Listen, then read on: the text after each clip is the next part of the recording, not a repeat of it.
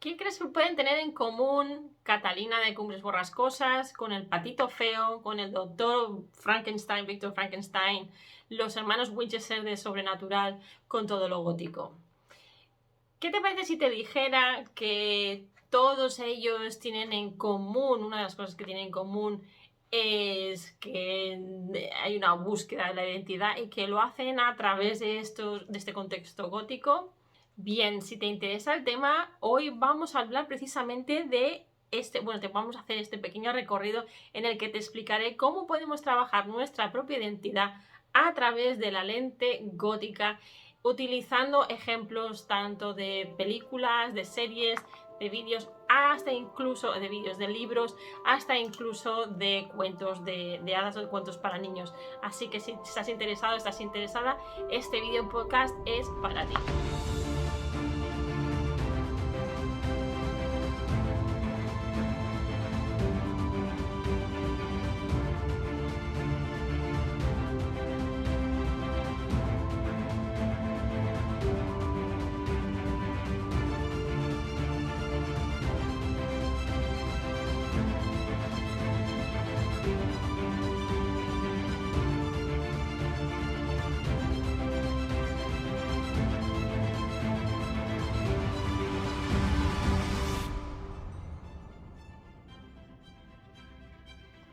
Hola amigo gótico, amiga gótica, bienvenidos, soy Alice y bienvenida, soy Alice y estás en Gothicland, un lugar donde descubrimos nuestro propio yo y aprendemos un montón de cosas sobre nuestra propia identidad.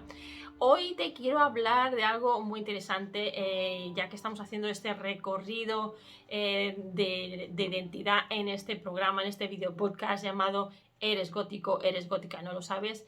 Y hoy te quiero hablar precisamente de eso, de cómo vamos a empezar a definir este camino a través de nuestra identidad. Pero antes te recuerdo que te puedes descargar gratuitamente mi presentación de 1 hora, hora y media, en la que te hablo de la literatura gótica desde los orígenes hasta nuestros días. Es completamente gratuita, lo puedes encontrar en mi página web gothicalis.com y allí te la descargas y tendrás acceso directamente te podrás suscribir a mis boletines semanales también, entonces estarás actualizado y actualizada con toda la información, con todo lo que voy creando semanalmente y a diario, para que no pierdas nada, no te pierdas nada. Además, te agradecería que visitaras mi página Ko-fi, que de momento está en inglés, pero que estoy pensando en hacerla en castellano para que no se me mezclen los contenidos y os mareéis. Y allí podrás ver que acepto donaciones para cada vez que veas un vídeo o un contenido que te parece has aprendido de él, que por favor hagas una pequeña donación para que el proyecto pueda seguir adelante. Además, los que seáis muy fans y os guste muchísimo lo que os cuento, tendréis también 3 niveles de membresía. Entonces, semanalmente recibiréis contenido según esa membresía que hayáis cogido y entonces cada semana podéis ir trabajando un poquito este aspecto gótico que tanto os gusta, o los aspectos góticos que tanto os gusta. Pero ir a mi página Ko-fi y allí miraréis los 3 niveles que tengo de membresía. Bien, dicho esto, vamos ya a entrar en el meollo de la cuestión. Hoy te quiero hablar de identidad y lo quiero hacer a través de la literatura gótica o de todos los elementos góticos, no solo en la literatura, sino también en series, en cuentos de hadas, para que veas que lo podemos encontrar en muchísimos sitios. Cuando hablábamos, cuando yo leía, cuando lees Cumbre Borrascosas, hay un momento fulminante de la obra, cuando Catherine le dice a Nelly, dice, es que Heathcliff soy yo.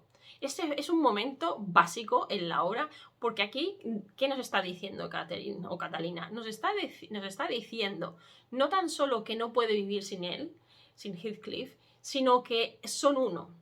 Si recordamos esto, seguramente para los que tenéis conocimiento de la mitología griega, nos viene de golpe el mito del andrógino. Para los que no estéis familiarizados, el andrógino era este ser que era las dos cosas, era hombre y era mujer y estaba unido.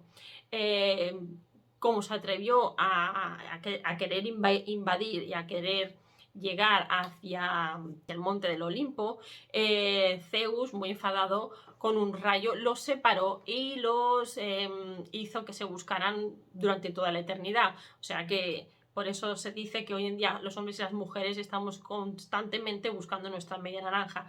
Esto podríamos discutirlo muchísimo y aquí hay para rato también, pero fíjate bien que este aspecto de la identidad, cómo se relaciona con el otro yo, con tener otra persona además. O sea, esto ya es una parte, esa necesidad de querer encontrar la otra parte complementaria de la persona. Esto, ya digo, no vamos a hablar de esto aquí ahora, pero ya que es San Valentín, pues nos viene bien esta semana. Lo estoy grabando el día de San Valentín el vídeo, pero lo vais a ver el viernes, así que espero que hayáis tenido una buena semana y que hayáis estado muy ositos, mimosos y románticos con todo el mundo, no solo con vuestras parejas si las tenéis, sino con todo el mundo, pero no tan solo hoy. Todo el año tenéis que estar así. Ya os estoy invadiendo un poco vuestra identidad, ya os estoy diciendo cómo tenéis que ser para que veáis que esto está en todas partes.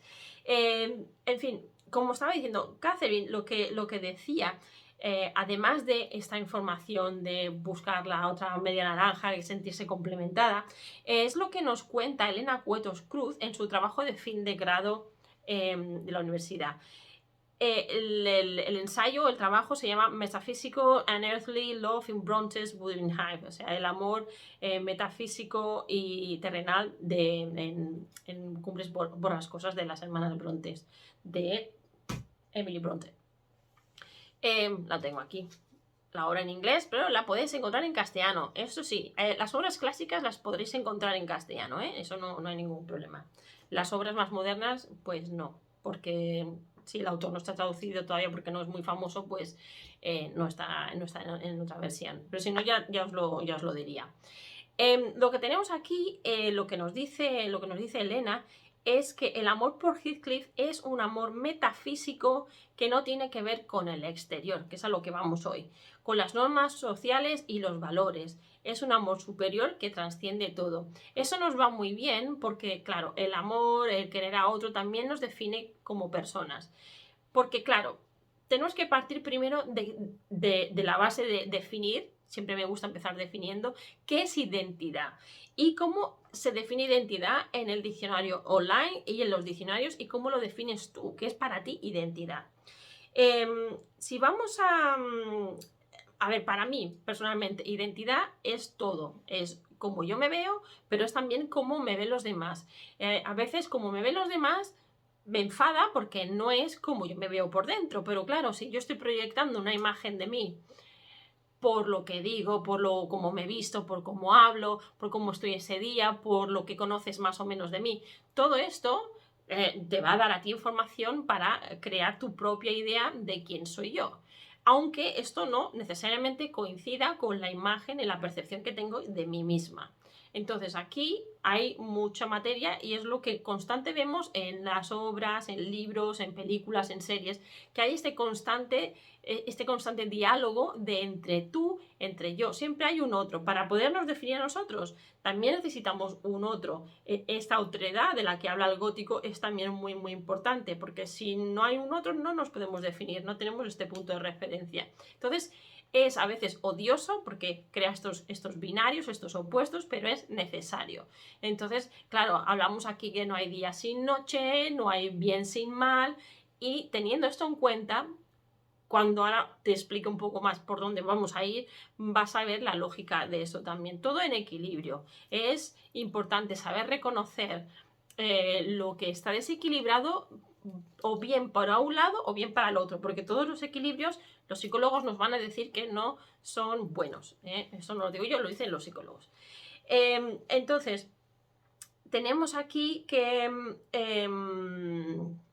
no me pierda yo. La identidad, exactamente. Cuando estamos hablando de identidad, si buscamos en el diccionario, es muy curioso porque Merriam-Webster, que es un diccionario en inglés, en castellano también podéis buscar por la Real Academia Española. No lo he hecho en castellano, el ejercicio, pero seguramente os encontraréis o te encontrarás con esta misma problemática, que habrá diccionarios que te lo describan, como Merriam-Webster, que nos dice identidad es las cualidades, creencias, etcétera, que diferencian a una persona o grupo en concreto de otras, por eso te hablaba del otro, de la otredad, de esta dualidad.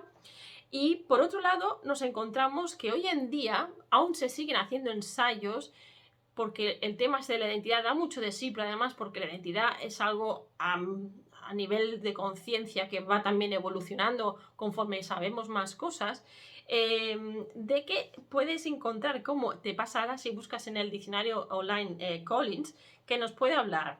Cuando tú picas identidad te sale nueva identidad, antigua identidad, identidad propia, identidad común, identidad social, y hay un listado enorme para hablar de la identidad. Entonces, ¿qué pasa? Que básicamente lo que tenemos es, para mí, y como te decía antes, tenemos la identidad de cómo nos vemos nosotros, esta parte interna y una parte externa. Pero dentro de la parte interna y la parte externa va a haber unos elementos que coinciden. Y aquí en estos grises nuevamente vamos a encontrarnos con lo gótico. ¿Por qué? Porque la parte interna es como yo me veo, es lo que me gusta, seguramente también mi predeterminación genética, que tenga bastante que ver con mi identidad, mi persona, quién soy. Pero luego hay unos elementos que también forman parte de mí, que es cómo me han criado, es en el momento histórico en el que vivo, en la cultura en la que vivo, lo que me ha influenciado, mis amistades, las escuelas, todo esto, que son elementos externos, también acaban formando mi identidad. Porque de todo esto voy a coger lo que a mí me venga bien. Entonces, en este punto es donde quiero introducir al psiquiatra suizo Carl Jung, que es el que habla de la sombra, nuestro yo, la parte esta de la sombra, del yo más oscuro, la sombra, esa parte que tendemos a reprimir. ¿Por qué? ¿Porque nos parezca a nosotros que sea mala? No, porque la sociedad nos dice que es mala. Entonces, estamos hablando aquí de elementos varios, no hay que ir con cuidado porque hay elementos de la sombra o partes de la sombra que realmente puedes tratarse de aspectos ya que estarían tocando con problemas que se tendrían que tratar a nivel psiquiátrico o psicológico porque hay traumas, porque hay cosas un poco más serias. Pero si nos vamos a la obra esta que os recomiendo que compréis porque es maravillosa, Encuentro con la sombra, si os gusta Carl Jung y os queréis iniciar, en esta obra tenemos varios escritores hablando de la sombra de una manera muy fácil de entender, es una traducción, no sé el original, pero es el poder del lado oscuro de la naturaleza humana. Esto ya os pondré las referencias en las descripciones, en la caja de descripciones, para el que se la quiera comprar. ¿Qué nos dice? Hay una parte aquí, la segunda parte, en la que se nos dice algo súper importante para lo que estamos hablando hoy. Y nos dice precisamente que, exacto, que la sombra es como este cajón desastre. Esto es mi opinión, es este cajón desastre en el que vamos metiendo todo aquello que nos define, pero que según la sociedad en la que estamos pueden que no sean adecuadas. Pero lo que sí dice el libro es que el proceso de creación de la sombra es inevitable y universal. Esto es súper importante porque es un factor que tenemos en común todos los seres humanos y es con lo que nos vamos a identificar muchas veces cuando vemos la tele, vemos según qué programas o leemos según qué literatura. Sigo, nos hace ser quienes somos y nos induce a trabajar con la sombra para poder llegar a ser quienes en realidad somos. Entonces, de lo que se trata no es reprimir aquello que la sociedad me dice que está mal. Tenemos que cuestionarlo, tenemos que utilizar nuestro pensamiento crítico y decir, a ver, ¿por qué la sociedad me está diciendo esto? ¿Hasta qué punto es recriminable? ¿Hasta qué punto esto me hace mal a mí y a los demás? Y entonces utilizar todas estas preguntas del pensamiento crítico para sacar unas conclusiones equilibradas. Entonces, ¿qué es lo que pasa? ¿Quién soy? ¿Cómo soy? ¿Por qué hago lo que hago? Y analizar. En este viaje un poco como el viaje del héroe que hacemos dentro de nuestra psique para enfrentarnos a nuestros temores, lo hacemos muchas veces a través de los personajes de ficción. ¿Por qué? Porque nos vemos reflejados en ellos, creamos esta empatía. Al crearse esta empatía también podemos entender otros puntos de vista de otros personajes con relación a este personaje que tiene calidades mías, y esto nos ayuda un poco a ser mucho más objetivos con nosotros mismos y con quienes somos. Y así también decidir, pues realmente yo soy así también, me gusta, me agarro a esto y seguiré por aquí, o decir, no, no, esto es recriminable, por aquí no quiero ir porque no es correcto, bajo mis estándares y mis puntos de vista. Entonces es súper importante esta frase que encontramos aquí con encuentro con la sombra. Entonces, sí, un ejemplo que nos explica esta parte de quiénes somos. Muchas veces vemos, para aquellos que estáis familiarizados con Sobrenatural, y si no, cuidado que hay spoiler alert, que os voy a contar algún par de cosas si lo habéis visto. Hay varios momentos en la serie en que los dos hermanos son poseídos. O bien por demonios, o bien porque pasan por una especie de... les pasan varias cosas durante la serie, y entonces hay un cambio de identidad, la personalidad, la identidad queda desequilibrada y empezamos a ver aspectos de los personajes, que esto lo hace muy interesante a la serie porque si no sería siempre lo mismo, nos da este punto extra nos añade a la historia, pero además nos hace pensar también en nosotros mismos. Hay un momento en el que Sam Winchester pierde su alma, porque ha ido al infierno y le han hecho muchas torturas, y para que él no recuerde esto cuando lo vuelven a resucitar, pues entonces el alma se la dejan encarcelada en una jaula. ¿Qué pasa? Que él vuelve a vivir, su cuerpo está por un lado, su alma está por otro, que esto sería muy interesante también hablar en el gótico, y tiene connotaciones religiosas, pero bueno, se podría trabajar desde el punto de vista de la esencia del ser humano, ¿no? Entonces, como su alma no está con él, con su cuerpo, lo que vemos de Sam es una carcasa, es casi este autómato que hace que está potenciada su parte de cazador. Lo mismo le pasará a Jean cuando es poseído por el arma de Caín. ¿Qué pasa? Que tenemos un Sam deshumanizado, tenemos un Sam que le da igual todo. Este Sam que teníamos, que solamente hacía que vivir por su hermano, que se volcaba por él, que se sacrificaba por él, a ver si pasa la vida sacrificándose el uno por el otro, en este momento en que su alma no está en su cuerpo, vemos que incluso deja que su hermano sea mordido por un vampiro y arriesga su vida, y hasta incluso con morbo. Si los que lo habéis visto, recordáis esa escena que se sonríe así de lado, ¿no? Entonces, ¿qué pasa? ¿Qué nos está diciendo la obra? Nos está diciendo, bajo estos parámetros que tenemos cristianos de Dios, el infierno, lo bueno, lo malo, porque hay que ver también el punto de vista desde donde se está creando esta serie, que tenemos, bueno, que el personaje, que era más redondo, hay un desequilibrio porque la sombra sí que ha empezado a sobrepasar un poco lo que es la moral que está reprimida. Entonces, ¿veis? En este desequilibrio, nuevamente vemos consecuencias que salpican a todos los personajes de alrededor. Lo mismo pasa cuando cuando Jean, como decía antes, cuando toma posesión del brazo del arma de Caín, de este cuchillo de Caín, del primer hombre que va en contra de Dios, porque mata a su hermano, como la historia de la Biblia.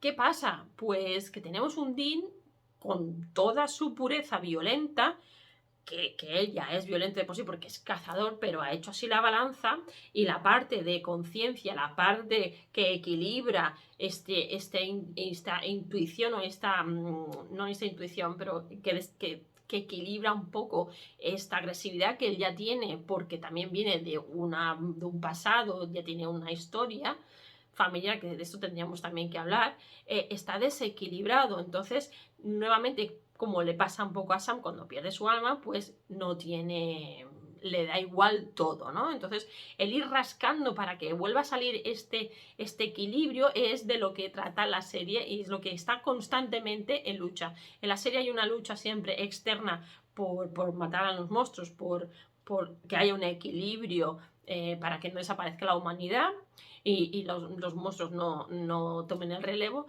y hay también esta lucha interna de equilibrar siempre esta parte oscura con la parte más de luz, con lo que me dice la sociedad, con ser buena persona, con todos estos códigos que tenemos. Bien, eso es súper importante y es un poco lo que se nos dice en esta obra del encuentro con la sombra, que es la idea de Carl Jung. De una manera parecida, cuando hablamos de la identidad, no tan solo estamos hablando de nuestra parte interna, de lo que pensamos, de cómo sentimos, también hay una parte externa, que es la parte física de cómo nos ven los demás. Y aquí tendríamos el ejemplo del patito feo. ¿Qué le pasa al pobre patito? Pues que cae en una familia que no es la suya, que no es un pato, que es un cisne.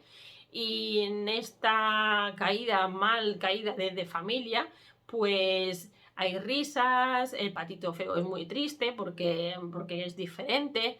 Claro, fijaros aquí, esto para ser un cuento de niños, la crueldad de la historia, que el patito, pues si lo tratamos como si esto fuera una persona, está aprendiendo está adquiriendo una negatividad del exterior que está afectando su identidad y que le está haciendo bueno, pues coger ciertos traumas, que esto si fuera un ser humano, pues ¿qué pasa? Que por muy bello que seas, cuando seas adulto, que te conviertas en un cisne, el mensaje es que no pasa nada porque aunque seas feo, si en el futuro pues tienes otras cualidades y ya crecerás y ya te harás bello, pues todo está bien. Realmente estos mensajes hay que tomarlos un poco así por los pelillos, porque realmente si esto le pasa a una persona, pues durante los años más tiernos de vida que le estén machacando con que uno es feo, pues por muy guapo que sea de mayor, definiremos guapo como un concepto que se establece de la sociedad, no vamos a meternos aquí de quién es guapo y quién es feo, pues que tendremos un adulto, un adolescente traumatizado y que por muy bello que sea y luego lo acepte la sociedad y su familia verdadera, pues hombre, ya hay un mal hecho. Entonces, esto también lo trabaja la literatura gótica y la mentalidad esta gótica, de la que os hablo siempre. Entonces, fijaros que el folclore y los cuentos de niños tienen muchas cosas góticas que ya de esto ya sería tema para otro día. De una manera parecida nos encontramos con Víctor Frankenstein y su criatura. ¿Qué tenemos? Que Víctor hay que mirar bien de dónde vienen sus orígenes. Víctor Frankenstein es una persona que ha crecido en una sociedad victoriana, que se le ha educado con unas normas morales, que tiene una curiosidad desde que es adolescente, en la parte esta de adolescencia, que uno se está formando más, tiene unos intereses por ciertos estudios de los que ahora te voy a hablar, pero claro, también pierde a su madre muy pronto, la muerte está tocada en la familia, o sea, la muerte ha tocado a la familia, la relación con su padre no es de lo más afín, porque el padre, bueno, pues es victoriano, en la época victoriana los padres no eran muy afectivos, y hay aquí una serie de cosas que luego en su vida adulta se verán reflejadas. Por ejemplo, cuando va a la universidad, pues no se relaciona con otros compañeros, porque para él la mejor relación o su única relación es con su familia cercana y con sus amigos cercanos. Entonces, claro, aquí tenemos ya un tema de trauma, de socializarse bastante importante, y él lo que hace es que se cobija dentro de este conocimiento. Pero ¿qué pasa? Que él bebe de ciertos personajes que le van a influenciar de manera no demasiado positiva según sus profesores de universidad. Entonces aquí ya tenemos la identidad de lo que cómo me forma mi identidad, todo aquello externo. Entonces tenemos que por un lado bebe de Paracelso, que te digo quién es el Paracelso, no Paracelsio. Paracelso, que era un físico suizo, alquimista, teólogo y filósofo del Renacimiento alemán. También lee obras de Albertus Magnus, que esto se nos nombra en la obra, en Frankenstein, que lo tenemos por aquí. Frankenstein, aquí está, Frankenstein, lo podéis ver, lo podéis comprar en castellano, Frankenstein. Nos habla de que también lee a Albertus Magnus, que también conocido como Santo Alberto o Alberto el Grande de Colonia, que también es un fraile, filósofo, científico y obispo alemán. Y también bebe de Cornelius Agrippa, Heinrich Cornelius Agrippa, que era un físico, erudito, soldado, teólogo y escritor de lo oculto. Entonces, claro, cuando llega a la universidad le dicen, esto no es lo correcto. O no son fuentes muy fiables, ahora ya se ha avanzado y le hacen leer otras fuentes, le hacen trabajar las matemáticas, le hacen un poco complementar estos estudios. Pero claro, ¿qué pasa? Que tenemos ya que Víctor Frankenstein está fragmentado igual que lo está su monstruo o su criatura. De alguna manera la criatura está creado por estas partes físicas de diferentes cuerpos humanos, pero es que Víctor está creado mentalmente por estas diferentes influencias, y entonces lo que vemos aquí es como no ha tenido desde un origen a alguien que le dé la mano. Esto se enfatiza mucho en los primeros capítulos de la obra. No ha tenido nadie que le influyera, le diera la mano y le guiara correctamente, ha estado bastante solo. Pues ahora lo que tenemos es una persona, un ser que está muy obsesionado por el funcionamiento de la naturaleza y por esta piedra filosofal de lo que él habla. Él nos habla del funcionamiento de la naturaleza. Él llama estas influencias, los llama los señores de su imaginación. Y lo que él quiere hacer es entrar con mayor diligencia en la búsqueda de la piedra filosofal y el elixir de la vida. Entonces, bueno, está claro que luego la dinámica entre él y el monstruo, pues hay el aspecto también físico. Él rechaza a lo que él ha creado porque físicamente no es agradable de ver, pero entonces su criatura pues le pide explicaciones. Es como un padre que abandona a su crío porque no le gusta cómo es físicamente y se arrepiente de haberlo tenido. Pues la criatura está constantemente en busca de respuestas y quiere que su padre le acepte, y si no, al menos que le dé explicaciones. Y en cambio el padre, de una manera muy infantil, lo sigue rechazando y es como si lo ponga a un lado, ya no existe. Aquí hay mucho tema que es muy importante para ver también las relaciones humanas, cómo funcionan y cómo, aunque aquí tengamos un monstruo en la vida real, esto también suele pasar con las personas. Entonces, lo que nos vemos aquí es lo que nos cuenta en esta otra obra de investigación, Mad Woman in the Attic, la mujer loca del ático, que no creo que esté tampoco traducido. Es una obra de Sandra Gilbert y Susan Kubar, que nos habla precisamente de este aspecto del que te estoy hablando. Nos dice que ambos, tanto las escritoras, aquí ellas hablan mucho de las escritoras, contrasta a las mujeres escritoras femeninas con los escritores de la época, pero hay un momento que nos dice que tanto las escritoras góticas como antigóticas, porque también las había, se representan a sí mismas divididas, como lo hizo Emily Dickinson entre la monja elegida y la bruja condenada, o, esto es una traducción libre mía, o como Mary Shelley entre el noble y censurador científico, aquí nos habla de Victor Frankenstein, y su enrabiado infantil monstruo. O sea, el monstruo también es infantil, porque tiene esta pataleta, porque quiere saber por qué su padre pues lo ha ignorado, ¿no? Que también tiene razón el pobre.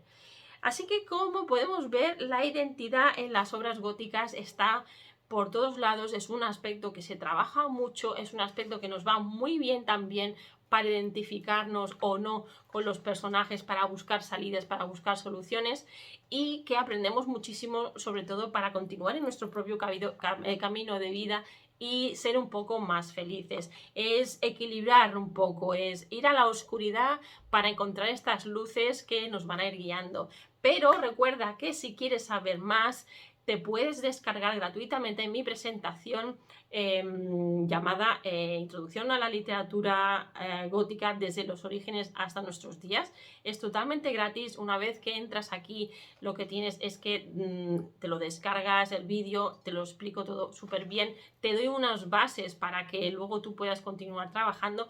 Te hablo de la identidad, pero en comparación con todo lo demás, tienes una explicación cronológica de la literatura gótica, cuándo empieza, dónde empieza, hasta nuestros días, un poco por encima, para establecer unas bases. Una vez que te la has descargado, entras directamente en lo que es mi lista de correos y cada semana te voy informando con nuevos aprendizajes, con técnicas, con herramientas, y te pongo al día de todo lo que sucede en el mundo de lo gótico para que sigas aprendiendo. Y sobre todo, muy importante, si te está gustando este contenido, agradecería que fueras a mi página Ko-fi, que todavía está en inglés, pero ya puedes ir y donar por todo lo que estás aprendiendo. Si crees que un vídeo te ha valido la pena y has aprendido mucho, te agradecería tu donación, porque con esto podré continuar trabajando, me podré comprar un mejor móvil, podré comprar herramientas para poder crear vídeos mucho más chulos, porque todo vale una pasta. Entonces, Exactamente, y además puedes tener acceso a una membresía en la que, según lo que vayas pagando cada mes, recibirás contenido adecuado a esa donación. Entonces, bueno, amigos, amigas, espero que te haya gustado mucho, que os haya gustado mucho, que hayáis tomado mucha nota. Me gustaría saber, muchas notas, me gustaría mucho saber vuestra opinión sobre la identidad y los personajes de películas de terror, de miedo, que estéis leyendo, o que estéis viendo o que hayáis visto en el pasado, y que me lo dejéis en la caja de los comentarios, que siempre va muy bien tener inspiración para siguientes vídeos. Así que muchísimas gracias, nos vemos en el próximo, en la sesión 6, episodio 6 de Alice in Gothicland. Eres gótico pero no lo sabes, ser muy góticos, ser muy felices, y hasta la próxima. Chao.